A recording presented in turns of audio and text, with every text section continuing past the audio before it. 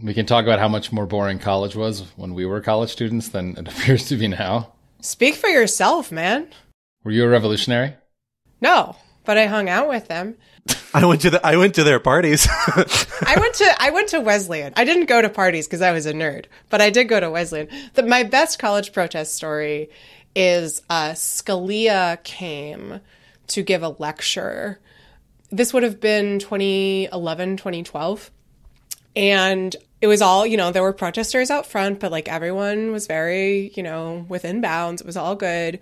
Scalia gave his little lecture, and then for the question and answer session, I'm laughing just saying this, a bunch of kids, it was in a converted church, the hall, and a bunch of kids who were sort of up on the top level unfurled these banners that said, "There can be no justice in the court of the conqueror," which is a line, I think, from McIntosh, which is an early Indian law case from the dissent, which is honestly like pretty hardcore, except that there were two banners and they unfurled one of them upside down. This is the most Wesleyan story ever. Go on. Oh my God, you're such nerds. And Alan went to Harvard. Come on. No, I know, and even I can't top this. This is just... No. So this is the thing. At the time, I was like absolutely mortified on behalf of the university. And looking back, that was kind of an awesome protest. You know what? Quinta wrote a personal apology note to Justice Scalia saying, "Please, sir, That I did not do. But like, I think it was a great protest. It didn't prevent him from speaking. Like, it didn't disrupt anything. The point was relatively clear. It pointed to, actual case law. I mean, it wasn't that clear. Half of it was upside down. Well, right. And I think there's a teachable moment, which is that when you're unfurling your banner, you should always make sure that it's the right way up. I love it. My a cappella career didn't leave a lot of time for protesting. You have to understand. Well, you got that concert full of protest songs that you guys did. Exactly. That really got it together. Alan, what was the name of your a cappella group? Please tell me it was an embarrassing pun. Yeah, it was great. It was the Din and Tonics. Oh my God. Jesus Christ. It's so good. It's so good. It's the best a cappella group in the whole world. We should make you sing more. Don't. Be very careful. Be very careful what you wish for, Quinta.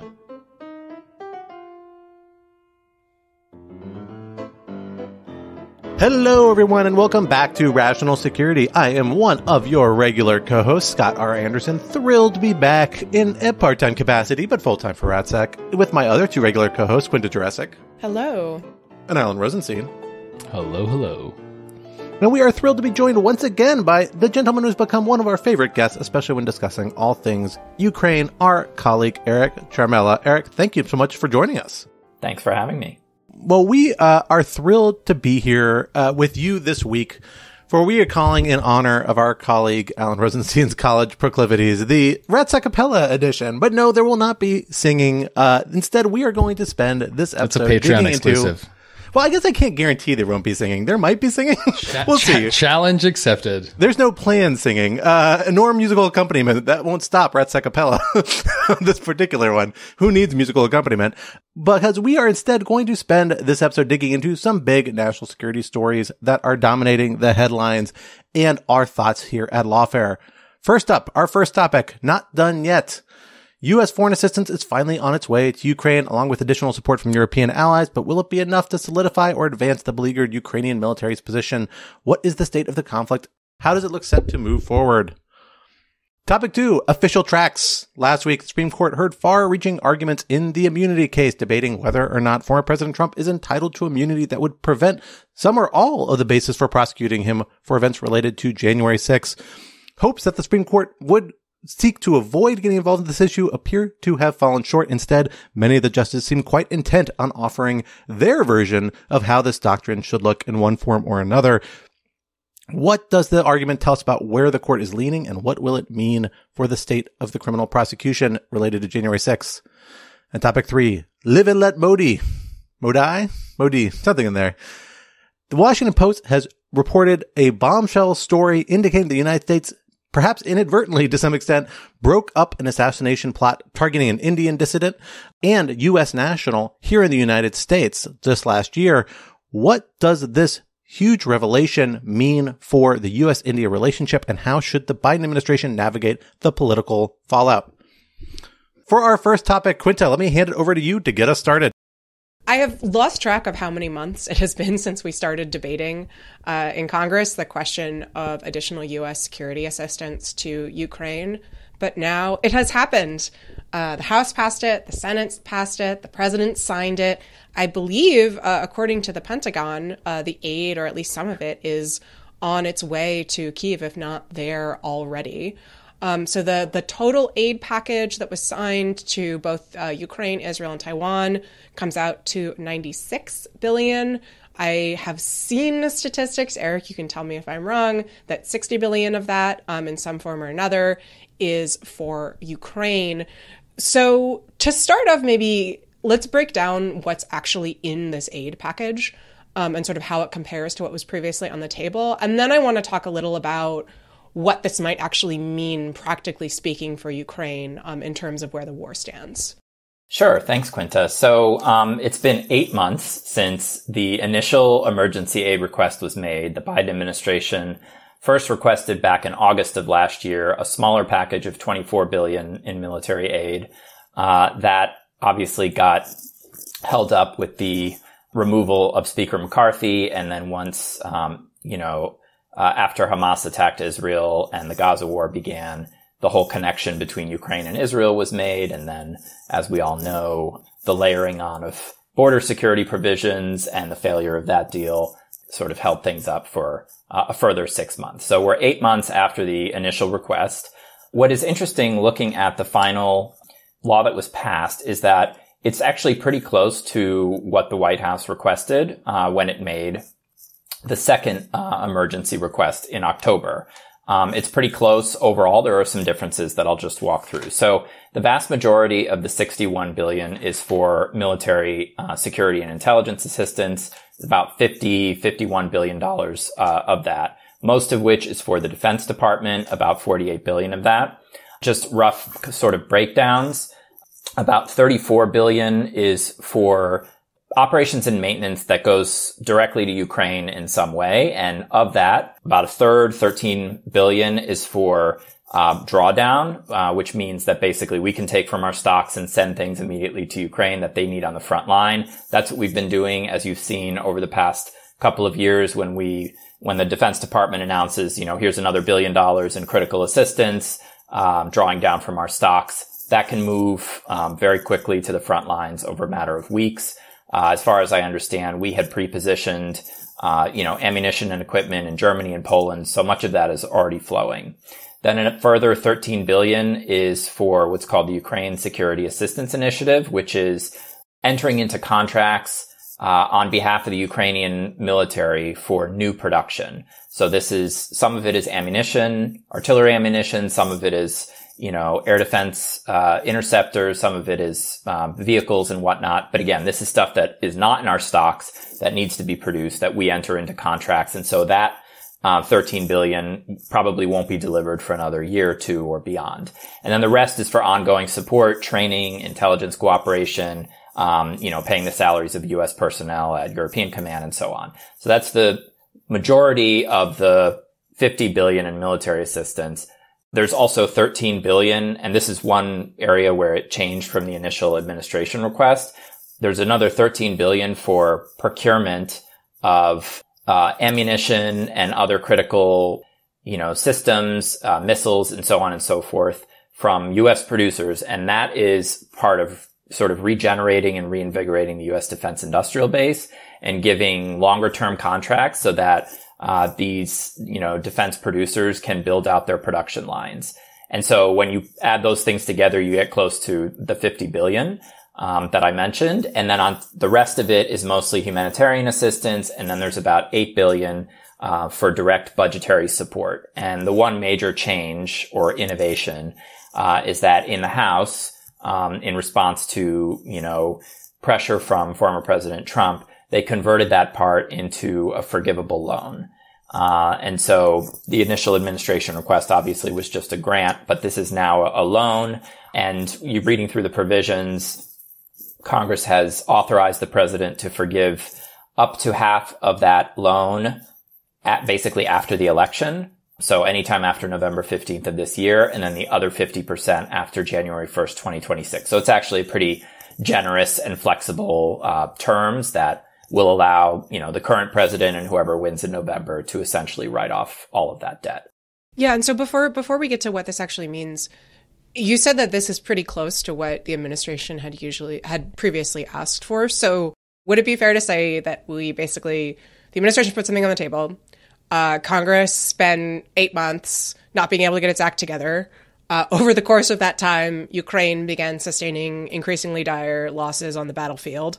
We sort of sat on our hands some more, and now we have ended up 8 months later with exactly what the administration originally asked for, but with Ukraine in a significantly worse shape on the battlefield.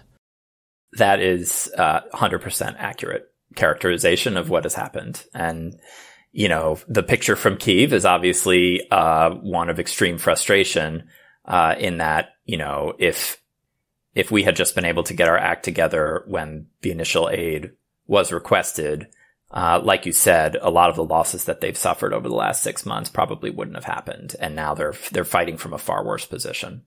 Can you dig into that for us, Eric? Because I think that's something that's been lost in a little bit about this. I think a lot of people who follow the story kind of casually we know there was a big counteroffensive that was supposed to go into last year that fell short, really did not succeed at successfully recovering a substantial amount of territory from Russian forces. And since then, I think most stories have kind of fallen below the radar. There is a sense that Ukrainians are under increased pressure. We know they're short on ammunition. We know there have been a number of spots kind of along the front where Russians have pushed back, and maybe begun to reclaim territory, at least move along kind of strategic points. But, without major changes that I'm aware of on kind of the line as it's been for the last year. Is that correct? And what is the kind of strategic posture of both sides at this point? Yeah, so the Russians actually over the past really few weeks have been making steadier and steadier gains, breaking through some, Ukrainian frontline units. Part of the problem is that the Ukrainians have 3 interrelated challenges that have only worsened over the last 6 months. And the ammunition shortages that were brought about by Congress's delay are really only one of those problems. The other 2 are the fact that all of last year, the Ukrainians were reluctant, understandably, to build any defensive fortifications because they expected to break through Russian lines and liberate additional territory. And so obviously they wouldn't want to dig in on their own side and, lay minefields and all of that with the expectation that they'd be moving forward. So they didn't start constructing fortifications until really the winter. And that came about after an increasingly public dispute between President Zelensky and his now former top military commander, General Zaluzhny, who had been arguing for this kind of, fortification construction and so on, really starting in the summer. And it took until basically December for Zelensky to authorize it. So they were running behind on that, whereas the Russians obviously had started, a year earlier and had dug in very well, which is the main reason the Ukrainians couldn't break through.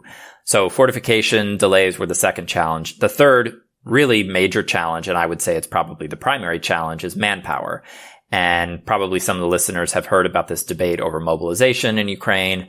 Zelensky just signed a law sort of expanding the categories for mobilization and clarifying some of the procedures.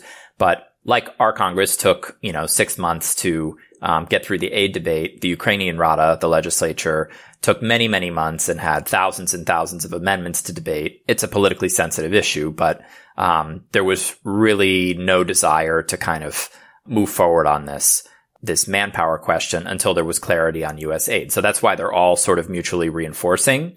But the problem is Ukraine now has a pretty significant manpower deficit. And to correct that, they're going to need to take a political decision, very difficult one, to mobilize probably a couple 100,000 additional troops. And it's going to take months and months to train them and actually get them into the position where they can relieve these frontline units that have been fighting for more than 2 years. And so even as the aid flows in, this is why you're seeing a steady weakening of the Ukrainian positions, because they're understrength units. Obviously, they've had very little to fire with, and the artillery advantage that Russia has been growing steadily over the past few months to, in some areas, 10-1 fire advantage on the Russian side. But you match that with the lack of fortifications and the lack of people to actually fire what they have, And it's a pretty bad situation. So this aid package is not going to resolve these challenges overnight. And we still need to see these tough decisions from President Zelensky about really showing a willingness to continue fighting what's probably going to be a pretty long war. Is there an expectation that this is the last aid package that Ukraine is likely to get in the foreseeable future? And if so, what does that mean? I mean, are we just prolonging the inevitable, which is that if this is the last aid package, then all we've done is delay Russian victory, whatever that means, by 8 months, 12 months, 18 months? I think there is a narrative out there that it's the last package of this magnitude. I would say, it's certainly the last package before the election, but it's plenty to sustain them for the rest of the calendar year. So that's not really a concern. I think we'll have to see what happens in the election. I mean, depending on who wins the presidency, depending on whether the House or Senate flip, you can imagine a political scenario where there's, additional room for another aid package next year. It may not necessarily need to be 60 billion because, again, like I explained in the beginning, a lot of this is for building out our own defense production lines and so on. And there's this kind of division between near-term aid and longer-term aid. And so some of it can be sort of focused on building up the sort of, future deterrent capabilities of the Ukrainian army in a more structured way. If the fighting, like the intensity of the fighting goes down a little bit, so it sort of costs less. But again, we'll have to see. It's all contingent on where the war stands.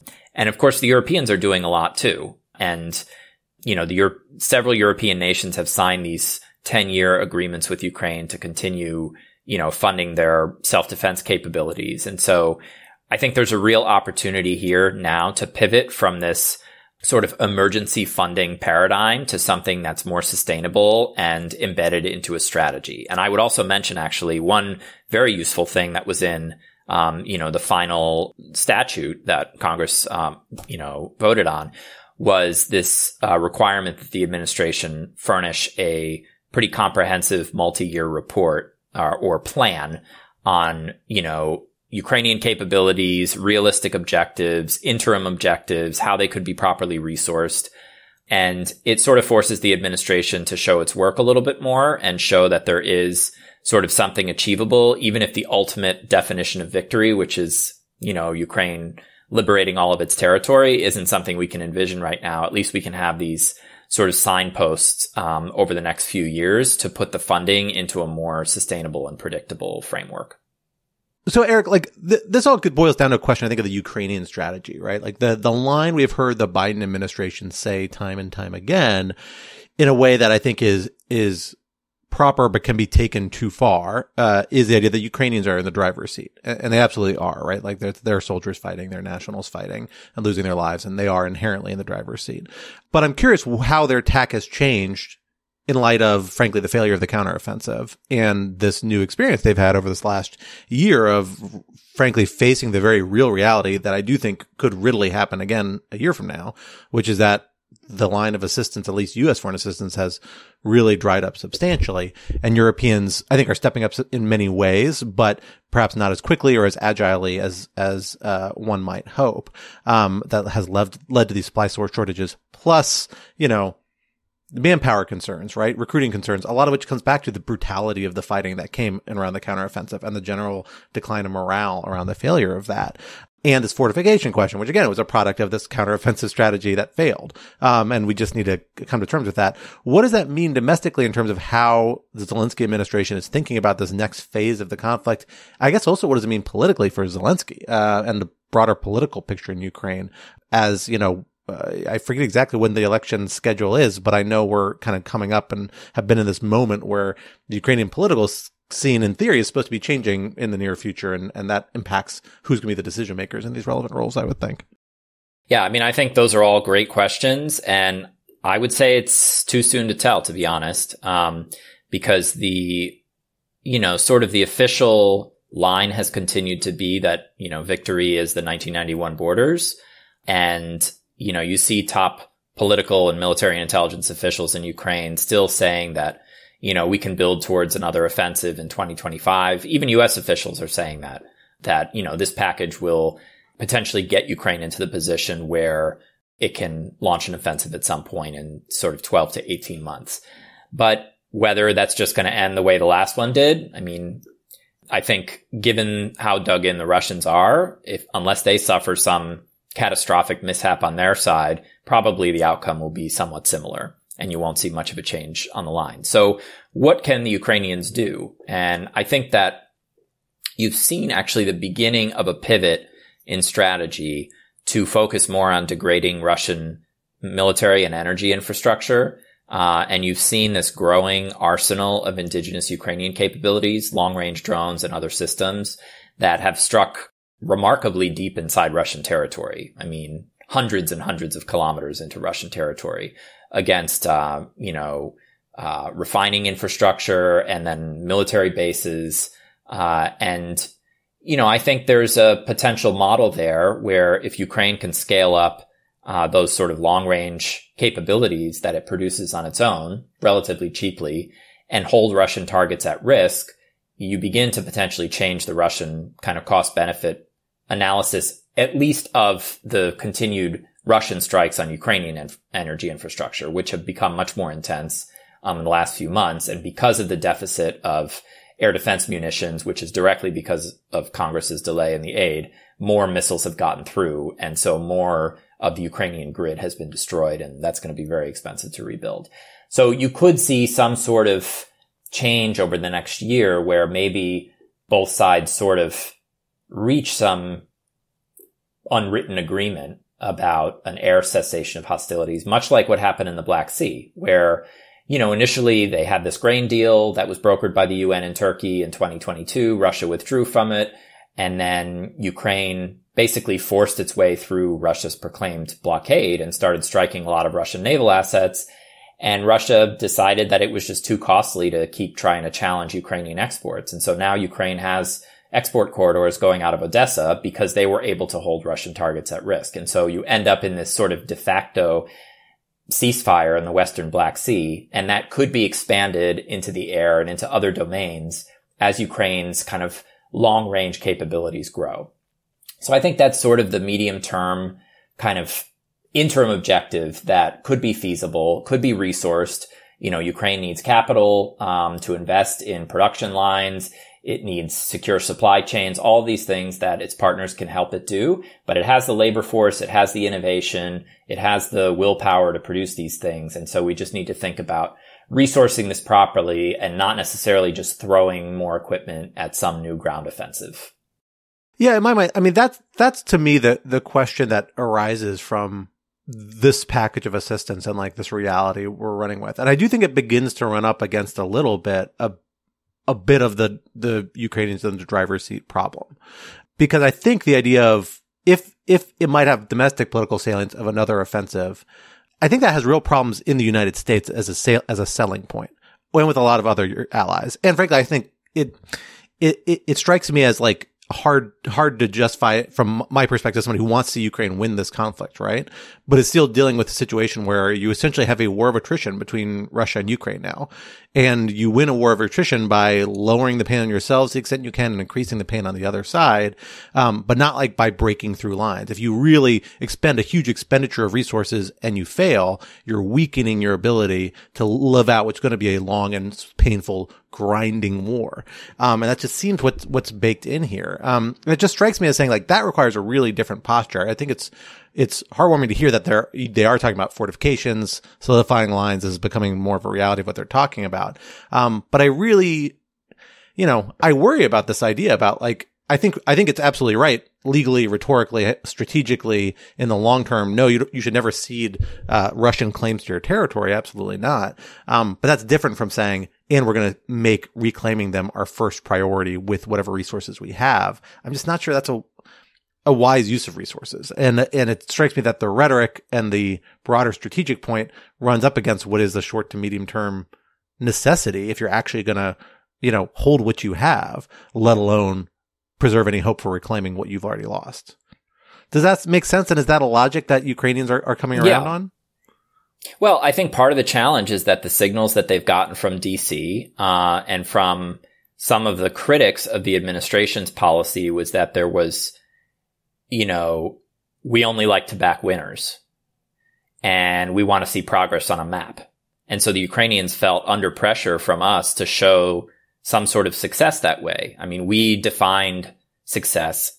We collectively sort of said, they had these amazing successes in 2022, taking back, 50% of the territory that Russia had occupied. We want to see this again. And then we want to see this war over so that Ukraine reaches its borders and then, clean sort of peace deal.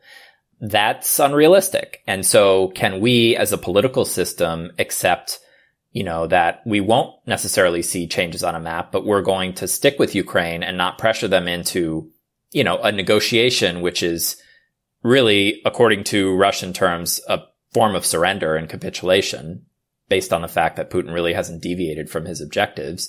So we're not going to force them into that, but we also don't expect territorial changes on a map, and we're okay with them just very steadily and methodically degrading Russian military and economic capabilities.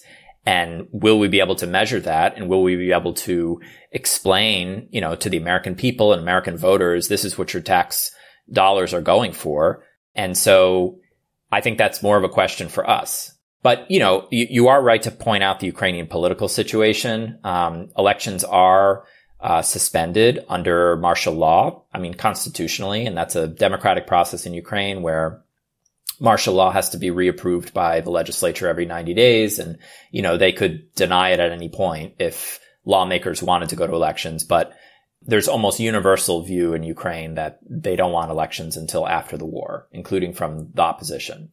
So the question is, if there's no kind of counteroffensive on the horizon and there's no path to a complete victory, does the model change such that the Ukrainian public says we may need an election and a revalidation of the leadership's mandate, even in this kind of permanent war footing that we're in for now? And we haven't seen that yet, but I would imagine that by the end of this calendar year, the discussions will start to change a little bit about having some sort of election in the next year or two.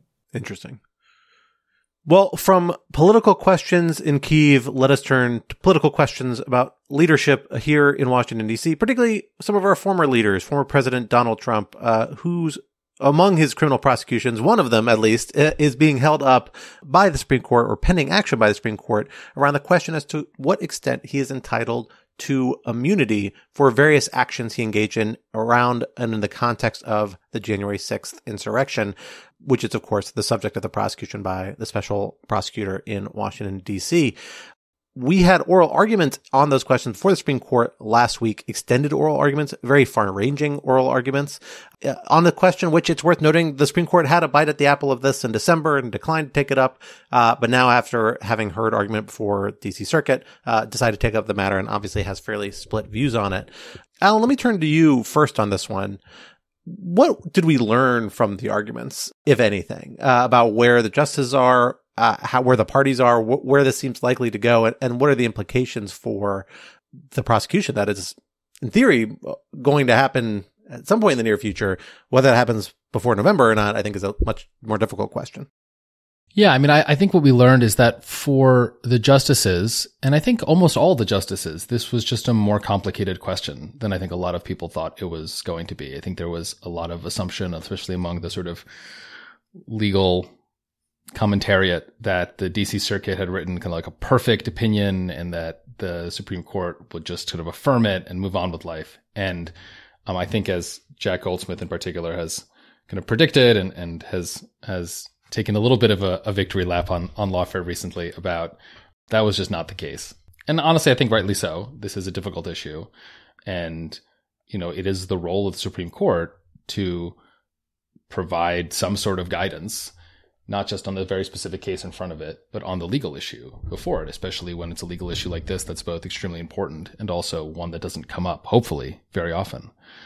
And so I think what you saw all the justices trying to figure out was how to craft a rule that would not provide Trump with the truly breathtaking, almost limitless immunity he wanted. I don't think anyone, maybe not even Justice Kavanaugh, who seemed most sympathetic to Trump's position, would go as far as Trump's lawyer wanted him to go. But on the other hand, craft a rule that would respect that there probably should be, in some circumstances, immunity, absolute immunity from criminal process. And how to draw that line is a tricky one.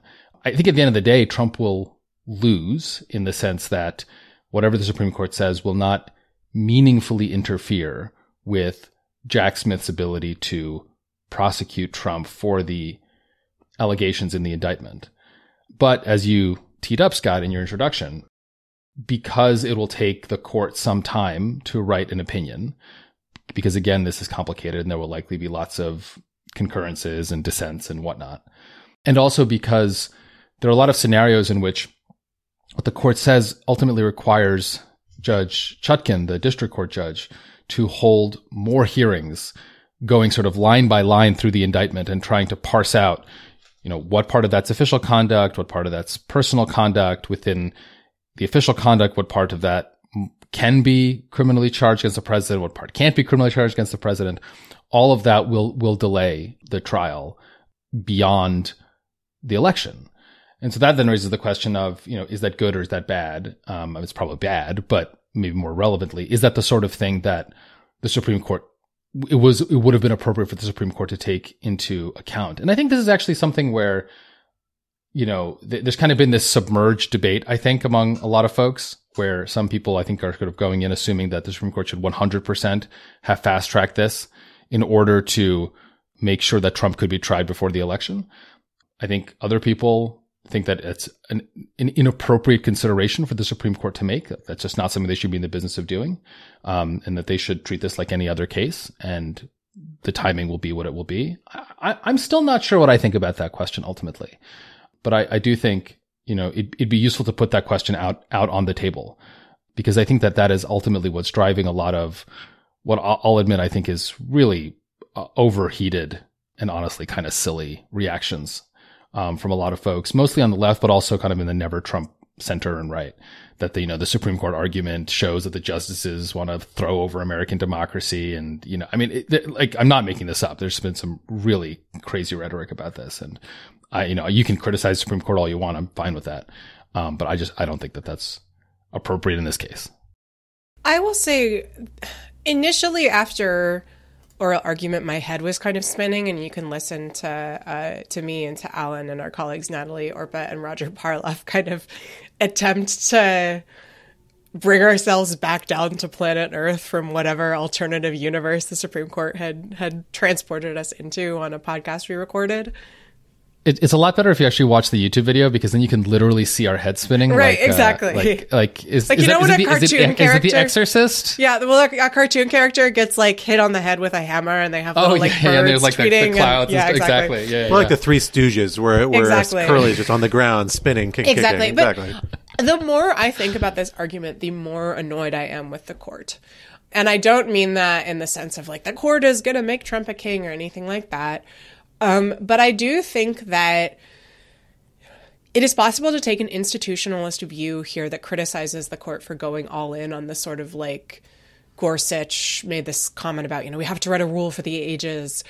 And Steve Vladeck, on his Substack, which is called One First, has an argument from a sort of institutionalist perspective as to why it's unnecessary for the court to kind of really get into the weeds here and try to make a more involved ruling on the grounds of judicial restraint, which until recently conservatives were very interested in. And Steve's point is essentially that, if the court tries to kind of really get its hands around what's going on here, it's going to take longer. It's going to end up sort of having to dive into all of these weeds that it really doesn't need to get into.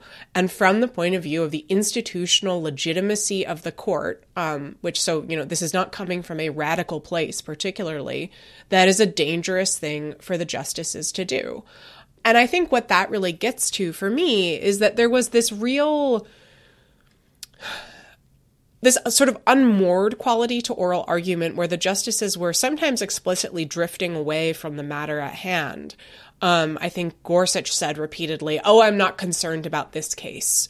There was this sort of quality of spinning out these different hypotheticals, of talking about Morrison versus Olson for some reason. that I think speaks to how the underlying case is actually not very difficult. But, you know, the court decided that it's very important that everybody knows what they think. And frankly, I think there is a little bit of an element of ego here, both institutionally and individually.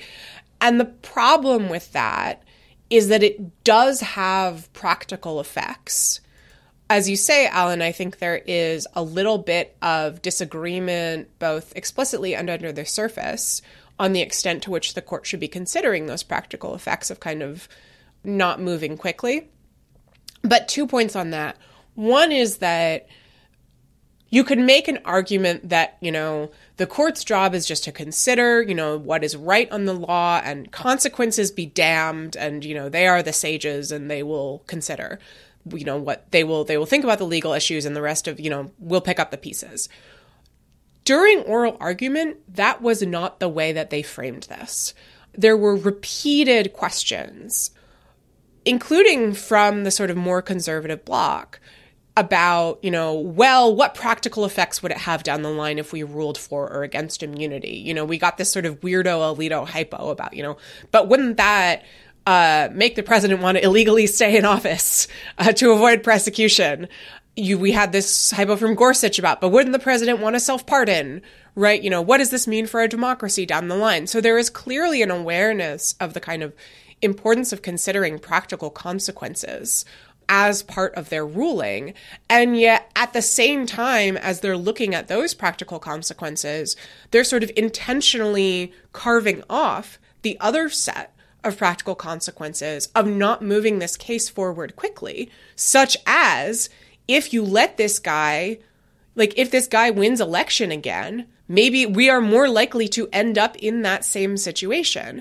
And you might be able to say, oh, but there's, you know, that you can draw a distinction between what sorts of considerations the court can permissibly consider here and there. But it, I think, is ultimately artificial. And I also think that if we're talking about the legitimacy of the court, whether or not lawyers buy that distinction is a different question from whether the public buys that distinction. And I am very worried that the court really has its head in the clouds here, and has a frankly unearned level of confidence that, you know, if you're answering this question for the ages, that speaks to a certain level of certainty that your court will still be around in the future and have the ability to check the president in the future. And I don't think that that certainty is merited. And the justices seem to have decided that that is not an appropriate thing for them to consider. But wait, Quinta, but what do you want them to say though, right? Like, is it, you know, and again, like I yield to no one in my concern about Donald Trump and his authoritarian impulses. But do you really want the court to say, we think Donald Trump is a would-be dictator. It's very, very, very important that we get this trial, preferably with a conviction before the election, so that he doesn't become president. Like, I'm just not sure. Like, you could say that, right? But that is just so wildly inconsistent with the culture of, with like American legal culture and their self-conception, that this distinction that you're claiming is artificial. Yes, in a sense, if you zoom out enough, it is artificial for exactly the point you make, but it's not artificial for lawyers, and they are lawyers. Like, at the end of the day, for better or for worse, they are fundamentally lawyers. And I'm just not sure what, like, all the other lawyers who are criticizing them want them to do. You're not wrong. I think what we are seeing here is kind of a cascading series of institutional failures where we're facing an extreme situation, and each institution, you know, the Justice Department, Congress, now the court, behaved within its normal sort of institutional boundaries, and that has brought us to a point of near collapse. And the question of how the court should handle that, I think, is a tricky one. I would argue that Steve's suggestion of just issue a narrow ruling and get the hell on with it is a perfectly legitimate way of engaging in what Steve calls the high politics. Or you could have just granted cert before judgment when Jack Smith asked for it in December. Or you could have just not granted cert to begin with. Or you could have sped up the oral argument, right? Like, there are a lot of options short of outright saying, what you say on the table that I think would allow the court to kind of gesture at the particular importance of this case. So I agree with that. I did not get to join the podcast because, again, I'm technically on leave of the national security.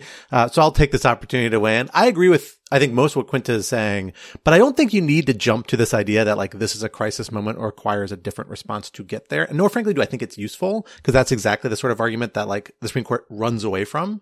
That is why, like, frankly, if you read reporting on this, there's pretty good reason to believe that even democratically appointed justices did not like Jack Smith's petition to jump straight to the Supreme Court in December, because they thought it was playing into this exceptionalist sort of approach, and that they are skeptical of that because they are the most kind of supposed to be the more Burkean institutionalist type person, right? Or type branch. But the key point here, I think, is like setting that all aside. You don't have to get to all that. We're fundamentally teeing the Supreme Court appears to have fundamentally teed itself up to issue an advisory opinion, right? Because the facts here, no one seemed to disagree at all that whatever legal standard they settle on does not seem to reach a majority of the facts here. Certainly enough facts for this, at least one of these charges to go forward, if not all three, because they're basically based on the same conspiracy, and you only need one overt act to prosecute a conspiracy, right? The only one where I think there's a colorable question is the, Department of Justice appointment removal question there. And I think that Dreeben had a good argument for that, which is that, look, it's about the threat of doing something and issuing the threat. He didn't actually do it. So no presidential power is actually implicated. And so the question then becomes like, okay, if you're going to take the step and issue an advisory opinion, and look, the Supreme Court standards for granting cert allowed some discretion to do that, right? This idea of whether it is an important enough question to weigh in on is entirely subjective, and it does allow sometimes to say we can issue rulings that are a little bit broader or a little narrower than they have to be, or let rulings sit that are a little broader, a little narrower than they have to be. Fine. Like, you have a little discretion there that you can exercise. But if you don't have a clear answer that's relevant to the facts here, why do we think this is a good case to take this up? KBJ made this very express in her questioning of, I believe it was Dreeben, where she basically came to the defense of the DC Circuit opinion, which by my reading basically said something to the effect of, there's a lot of standards one could draw here. We don't need to draw a standard because this case is just so far out to one side. We're going to leave the exact line to be drawn later by a case with facts more directly bearing on that. Here's the rough criterion we apply that goes right where this case is. And what I suspect we're going to get out of this is that we're going to have a Supreme Court opinion, probably badly fractured, but of some sort, where they provide a kind of, here's a couple broad principles that should apply to determine whether a particular set of conduct is subject to criminal prosecution or not. I suspect it's not an immunity argument. It's going to be more like a core Article 2 function argument, like this Dreeben actually endorsed, and the executive branch actually endorsed in this case, and was comfortable with, even as accepting the DC Circuit's opinion, right? And then they're going to remand that to the DC Circuit, and the DC Circuit is going to write the exact same opinion because they already did all of this work, and they're going to reach the exact same conclusion. So it's that sort of posture, it's that sort of outcome where I think it's really hard to say, what is the goal of granting cert in this? And I think there's a real basis for argument. I don't know if that's exactly what Steve argued, because I haven't read this particular newsletter of his. I do usually read it, Steve. But I haven't read this one. But I find that argument really compelling. And that's why, without a better vision of what's happening here, it just is a strange way to grant this. Now, you're not supposed to grant cert knowing how you're going to rule on a matter. So like, it's a little maybe asking too much to say you come in and because you didn't find a satisfactory opinion, you never granted cert on this. But the flip on the matter so dramatically, and where clearly everybody's already reached the conclusion going into this, that whatever standard you draw doesn't affect this exact conduct, they've already done a lot of prejudging on this. So I'm not sure why that wouldn't have entered into their decision making here on a reasonable basis like it does in many other cases, right? This still seems ripe. Maybe I'm just bitter because I thought they were never going to grant cert the second time, and they did. But like, that still strikes me as just such a more consistent approach with the general judicial principle of constitutional avoidance. So it's May 1st, and we're about 6 months out from the election. In practical terms, what does this mean for the possibility that this could still go to trial before the election? What would have to happen? What are the scenarios? There is a way that it could happen, which I'm not saying is likely, but I also don't think it's, categorically impossible. And this is actually something that Jack Smith laid out in his brief before the court, where he suggested that the court should basically, if they say, oh, yes, there is some kind of immunity, but now we have to figure out how that applies to this case, instead of saying we're going to remand it for all of this, litigation going back and forth pre-trial. We could just send it back to the district court and allow the district court to hash this out during the trial using evidentiary rulings about, excluding material that's related to official acts that are immune, jury instructions, that kind of thing. And if I'm remembering correctly, I think there was some interest from, I want to say, Justice Barrett along those lines during oral argument, although it was such a haze that I'm not 100% sure. But I do think that there was some interest among at least some of the justices as to that possibility. So it's not impossible. I wouldn't be shocked if they did. We do end up with kind of a narrow ruling that takes that route. I also wouldn't be surprised if we end up with, some grand thundering language about, the president is not above the law, and also, have fun with your 30 rounds of pretrial litigation hashing this out. I just don't think it's clear, but it's not impossible. There's also another variable in this I think we have to bear in mind, which is the special counsel's office to how it approaches its own prosecution. And I think this comes back to its prosecutorial strategy we've talked about on this podcast and other Lawfare podcasts before, right? Like, people were kind of surprised that they chose to pursued 3 really broad conspiracy charges as opposed to more specific crimes that you could see a case being made for, at least for Donald Trump. But maybe you could see some basis of prosecuting more specific, just as we've seen for other people involved in January 6th, right? But the benefit of conspiracy is, again, you only need one overt act. So they could amend their indictment, or probably don't even have to amend their indictment. They could just make known to the court, hey, we're no longer relying upon XYZ presidential acts to make part of our case, and just rule it out and completely narrow the basis by which they're advancing their argument. And I think they could do that for striking a lot of these most problematic actions pretty easily without really hurting their case that much. You hesitate to do that because it's just like one fewer argument you get to make to the jury. But that is a variable in play here that maybe the special counsel's office, if it really wants to expedite things, will do that. And particularly, I think if the Supreme Court flags, hey, here's a bundle of conduct that no one thinks could possibly be subject to whatever immunity or immunity type restriction that applies here, then I think they've got a really strong incentive by the special counsel's office to say, okay, then that's what we're going to rely on, and that's it. And that's enough to make our case. I could see that being an outcome. The real question is, like, does whoever granted cert on this willing to let the district court's determination about this stand, and or the DC Circuit's determination if there's a basis for interlocutory appeal, which I'd have to think about a little bit more. I think there probably would be, for similar reasons as this went up on interlocutory appeal. So, if you let that stand, then you get to the issue a lot faster. But if you are really have the special counsel's office sticking to all of these facts alleged in its indictment and they want to hash it out on all of them, then that's going to take a while, I suspect, because I don't think we're going to get very precise guidance from the court on this. So, Scott, I guess my question is, this is an honest question. So what would you want the court to write? Finally, right? Alan, an honest question. Finally. If the idea is the court should do this as quickly as possible in a narrow way as possible. So they're going to say, if it's private conduct, there's no immunity. We all agree on that. If it's official conduct, there might be immunity. Then they have to specify what that rule is. And then they apply that to, let's say, the allegation with respect to the use of DOJ. I guess what I'm struggling with is how you write an opinion narrowly in this case. I mean, don't you have to state a rule of decision? And the whole point is how you specify that rule of decision is itself quite tricky. No, what am I missing? I think there's here? an easy way to say like, there is some immunity. Perhaps around core Article 2 activity. It does include perhaps the DOJ, the sort of question about DOJ leadership, but it doesn't include everything else. But you can't say perhaps. You have to say. I'm saying perhaps. The point is, like, you have to say. I'm saying maybe the court could write it that way, or they could say it's not within that scope because it was in service of doing a coup. And then bam, send it back to the district court. I do not think this is hard. I think that's basically right. Like you say, there are maybe, or there are, depending on how far you want to go beyond what you actually need to reach, core Article 2 functions that are beyond the scope of prosecution. A bunch of other aspects of this clear statement rule might enter in those particular cases or not, right? Depending on how you apply it. If you want to get that, the court clearly wants to get to something more than it really needs to. Again, that's why it granted cert in this case. But you're going to end up the same spot the DC Circuit did, which is basically you're going to say whatever these standards are, like, or where you can get there at least, is to say like, but they don't seem to apply to most of this conduct. There's one or two little facts alleged where like maybe there's a little bit of a stronger case, and maybe they'll harp on those, saying, well, we need clarity on those court. And then the question becomes like, well, maybe the special counsel can just drop it, and then we don't have to have another round of appeal on those specific more controversial ones, like, you know, the DOJ appointment question, right? Like, but I don't think it's hard to get there. In fact, I think it's almost inevitable you get there, because it seems clear you don't have a clear consensus vision around a sharp line the court wants to draw.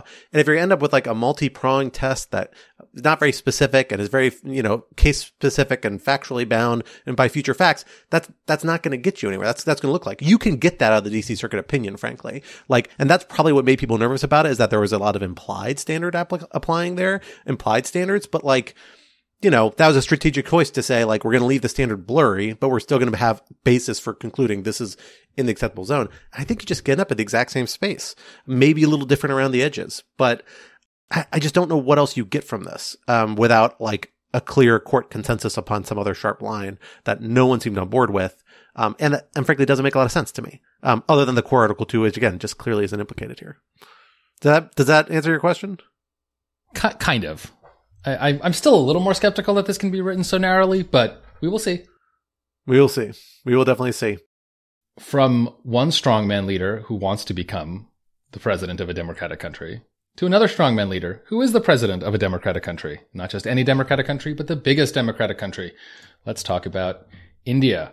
So I actually want to start a few months ago, because we covered the sort of part one of this story back in September. When we discussed a assassination by India of a Sikh separatist in Canada, and a Canadian citizen, and the kind of political fallout that resulted from that. I think at the time we weren't sure exactly what to make of this story. We couldn't tell if this was a one-off. So there was a bit of a kind of shrug at the end of our segment. But now we are back to talk about, in some sense, part two of this story, a real kind of bombshell expose that dropped in the Washington Post a few days ago, alleging, and very, very well sourced. So I think no one is really denying this, either in the United States intelligence community or in India, frankly, that the Indian government, in particular the Research and Analysis Wing, this is India's spy agency, attempted to assassinate through a kind of complex murder for hire scheme a gentleman named Gurpatwant Singh Panum, who is a Sikh activist, and to India, a separatist and terrorist, but in the United States, just a Sikh activist, an American citizen. And that this murder for hire plot was kind of intercepted and foiled by U.S. law enforcement. So let me start with you, Scott. What do you make? What is your kind of initial reaction to this story, especially given that now this is pretty clear that this is not just sort of a one-off, but part of a broader strategy by the Indian government? And we should say it's not clear exactly how high this goes. The report suggests that the Modi's national security advisor may have been involved or aware, but the report acknowledges there's no smoking gun evidence for that. What do you make of this fact that it does seem to be at the high levels of Indian government a willingness to engage in foreign extrajudicial assassinations on the soil of presumed allies of those allies' nationals? I mean, this feels like a big deal. Am I right? Is this a big deal? It's a very, yeah. It's a very big deal. Cool. It is. Just want to get a reality check from our foreign policy expert here. Yeah. I mean, look, it is very bad to try and assassinate a non-U.S. national on U.S. territory, or a foreign dissident of another sort, right? Frankly, it's bad. It's bad to kill dissidents anywhere, anytime. Generally, that's generally U.S. policy. We are against killing. Generally, like that's the presumption, right? and like that's the general like U.S. policy line. I think we'd say like we and many other states endorse kind of, you know, free speech as a general international law matter, not just as a U.S. constitutional law matter. Substantial free speech, not quite exactly the same scope necessarily, but something like that. So killing people, we shouldn't do for that, obviously, anywhere. Doing it overseas is bad because also infringes on that country's sovereignty. That was a big issue with the Canadian case that we talked about in the podcast last year. I mean, that was the main point Trudeau made in his public denouncement of the scheme, saying you were violating Canadian sovereignty by even trying to do this. And now we have a case where they're targeting a U.S. national who is somebody who is subject to, international law we call like the diplomatic protection of the United States. Like, this is a person to whom, when you attack a U.S. national, you attack the United States, and it's not quite one to one, but they're closely related concepts. It's kind of the whole point of citizenship. Every once in a while, I read my passport. I think people forget that like the front page of a passport has that like letter from the Secretary of State, telling foreign nationals to please be nice to you on behalf of the United States. I mean, citizenship means something. Oh, exactly. That's oh man, you've just opened a whole can of worms about, some Supreme Court cases I worked on, Zivotofsky case back in the day, about where that all comes from. That was the original purpose of passports, is that like they were given by countries to their nationals, so they travel around to say, don't fuck with this guy, or we will fuck with you. And like, that's what it does in these cases, right? And then to do it on U.S. soil is even more brazen. It's the most brazen possible way you could go about doing this. Short of like, maybe doing it with a chemical or nuclear weapon that kills lots of people along the way, like the Russians did in England, right? A couple of years ago. Or hurts a lot of people along the way. I can't remember if anybody actually died. So like, this is extremely bad. And it's amazing the U.S. government appears to have stumbled kind of inadvertently thinking it was a drug assassination upon this case. Now, that all said, like, this enters into the strategic context. And I suspect the hope, the thread of optimism that the Biden administration might be holding on to say, like, we still want a relationship with India. We have very strong geostrategic reasons to want that, is that maybe this was something that was a little bit of a, Henry II problem where, Modi said something bad about these dissidents and somebody underneath him was like, let me go out and solve this problem for my boss, or otherwise was not directly approved in all of these details by the top. Or perhaps more realistically, perhaps that's the position they can batter the Indian government and pressure them into adopting so that they can avoid this becoming a bilateral crisis or a major bilateral issue. I don't think it's super easy to brush this under the rug. It's going to be tempting to do that. A lot of realpolitik people are going to be tempted to do that. And that's like a very performative posture that a lot of like foreign policy types like to adopt, to say like, this is just real. This is what states do. They kill people and it's part of this game. Yeah, but it's really not. It's actually hard especially to get if it's a democracy. It's not actually, yes, in this particular way. And it's just hard to actually get around that when it's a U.S. national who has members of Congress, that is a constituent members of Congress.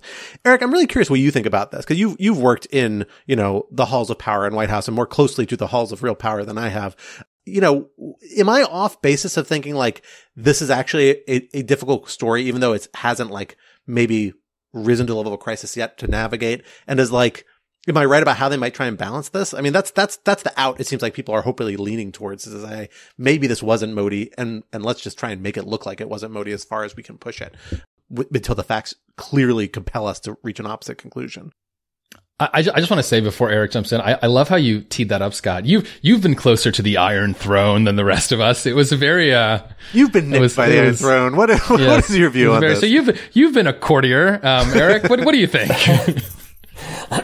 Yeah.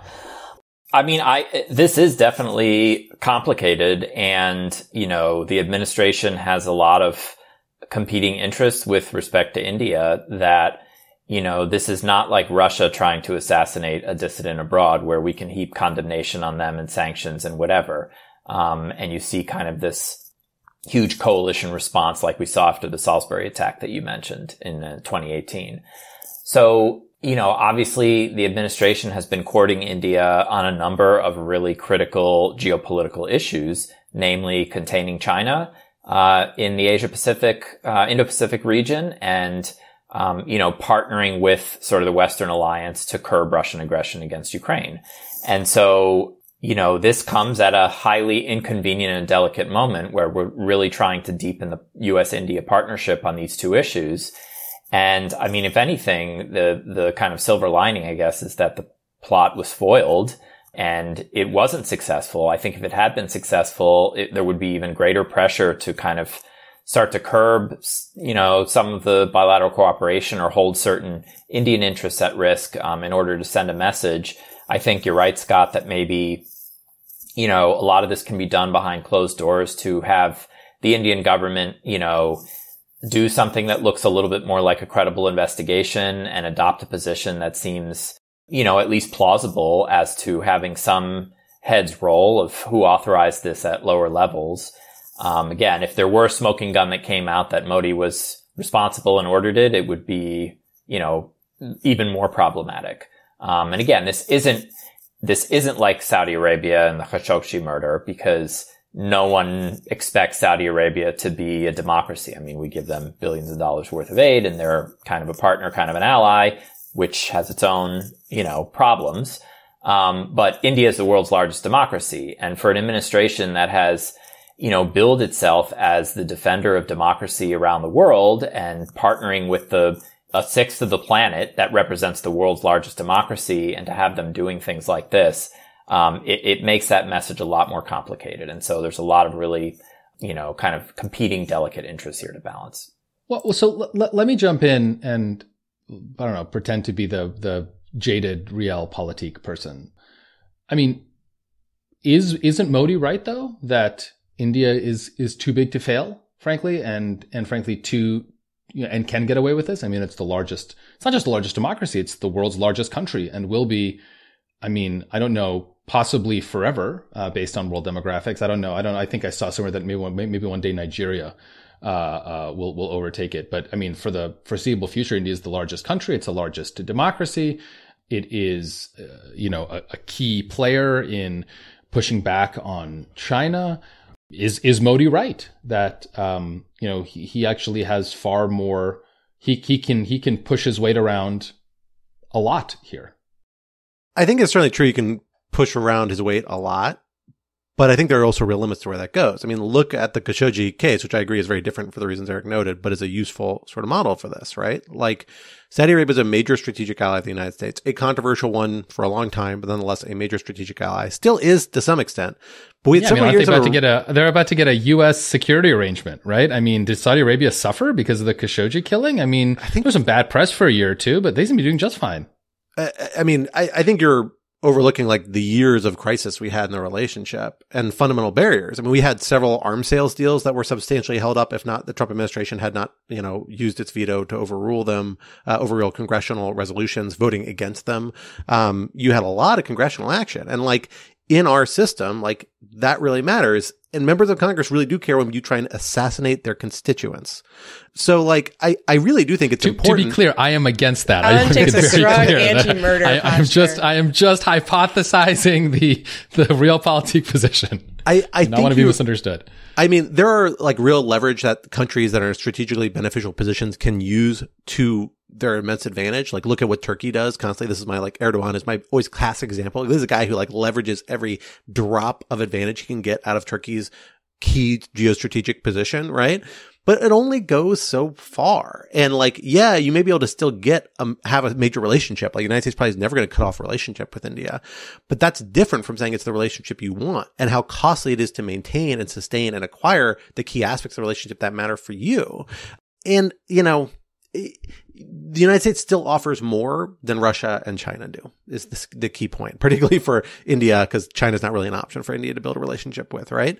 For their own domestic political reasons. So I think India is actually more drawn to the United States for reasons that are hard for it to avoid. Yeah, I think what's important to emphasize here is also how much of a tailspin, or tailspin isn't really the right word because that describes something that's unintentional, but to what extent Modi is just really cutting away at Indian democracy and at the vision of pluralist democracy, on which modern post-colonial India was founded, right? And putting forward a explicitly authoritarian Hindu supremacist vision of not only his government, but what India is and should be. And I do think that, I am not sure to what extent American policymakers in particular sort of understand to what extent this is a real break with the India of the past. Like, I'm not saying that it was always, wonderful and, a democratic paradise, obviously, right? There are plenty of Indian leaders in the past who got up to some unpleasant stuff. But this sort of backslide into sort of Hindutva nationalism and now, just explicitly leveraging violence to cut down on political dissent, which is something that the Indian government does in country in terms of, bulldozing the homes of Indian Muslims, for example, and now is expanding outside country. Like, that is a real change. And it is a change that has happened like in the last few years. And so I do wonder how much could be done just by the U.S. just kind of reorienting, as you say, Scott. It's thinking about, are we engaging with this country as the world's largest democracy, or are we engaging with it as a country that is led by an increasingly far-right nationalist demagogue who's moving it toward authoritarianism? And I do wonder, thinking about that sort of conceptual shift might have some power here, particularly because I will note that one of the really astonishing things in this story is so that one of these, the attempted assassination, the U.S. discovered essentially because they arrested the person who had been the Justice Department arrested the person who had been planning it, only to discover after the fact that the Indian government was responsible for it, which is a real like, oh shit moment if you're the Justice Department right there. But I do think that, Can you imagine if you're the line attorney at DOJ? It's like, I got to call my boss. Can I tell you, as a former State Department attorney for some difficult countries to manage relationships with, DOJ does not give a fuck. And they would arrest the people anyway. And then they would call the State Department after the fact. So trust me, it's not quite as big a tense situation as you might think. The U.S., we prosecute people who are, connected to like the Turkish government for crimes that are linked to Erdogan, for example. That happens, and we maintain a relationship with Turkey. And so it might make sense to kind of put India into that category. Yeah, 2 quick points. I would just note first, I think where this might have the biggest near-term impact is potentially on intelligence cooperation, which, has definitely, from what I can tell, been deepening between the United States and India over the past several years. There was that report that the United States shared some intelligence with India that helped them repel a border incursion by the Chinese a couple of years ago, and there was some kind of real time intel sharing that is indicative of a closer partnership that we tend to have with allies and close partners. And I think some of that could potentially be in jeopardy depending on what the facts are and what the USG knows internally. At least until the Indians conduct an investigation and maybe remove certain people who were involved in this assassination plot. The second larger point I would make is that clearly this is a failure of deterrence, because this is now a repeated tactic by regimes of different characters around the world. But it's this issue of transnational repression. And we've seen the Russians do this for decades, the Chinese, obviously the Saudis. And so to the extent that we can't come up with a credible punishment and other countries may begin doing the same thing, I mean, we're going to have this sort of metastasizing problem, that we really can't handle. And so I think that is where it gets critical to kind of figure out the right balance between these admittedly important geopolitical interests and sort of the criticality of finding a way to say that this behavior is totally unacceptable to us. Very well said. I could not agree more. Well, folks, that is the end of our time together this week, but this would not be Rational Security if we did not bring you some object lessons to ponder over in the week to come until we are back in your respective podcatchers. Alan, what do you have for us this week? So I have a paired recommendation. So it's a book that came out in 2016, A Gentleman in Moscow by the writer Amor Towles. And I mention it now because there is a new series based on that book that is currently playing. I've lost track of what streaming service it's on. I get it through Amazon, but I think because it's an Amazon, but I think I paid for Showtime. Can we just bring back cable? This is mostly my can we bring back cable rant. But anyway, it's a new series based on the book. It's the main character, the gentleman of the title, played by Ewan McGregor, who I've always liked as an actor. I've always think he's great, but he is unbelievably charming in this role. I mean, the whole movie is, I mean, it's basically the short version is it's about a Russian aristocrat who gets, placed under house arrest during, right after the Russian Revolution. And his house arrest is that he is confined to the Hotel Metropole, which I don't know if that was a real hotel, but it was one of sort of the grand, pre-revolutionary hotels in Moscow. And he basically lives out his life, in this hotel. And it takes place through the 20s, and then the Stalinist purges of the 30s, and then World War II. So you get a sense of Russia descending to totalitarianism, but from within this incredibly ritzy hotel.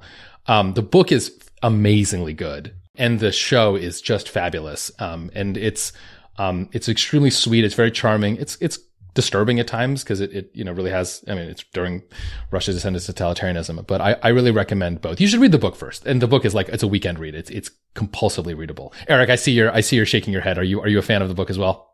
It's actually been on my list for a while and I haven't read so it. Good. So it's so good. Shaking my head that I need to. Is Amor Towles the most recommended author in Object Lessons? I think he is. I think we've had like at least 3 or 4 of his books recommended. I think actually people have recommended this book before, but not the TV series, but the book. So he may be he's up really there. Good. Yeah, I actually have not read any Moscow. of his books. I'm embarrassed to admit. I own like 5 of them. My wife has read, I think, all of them. But I may have to put it on my list.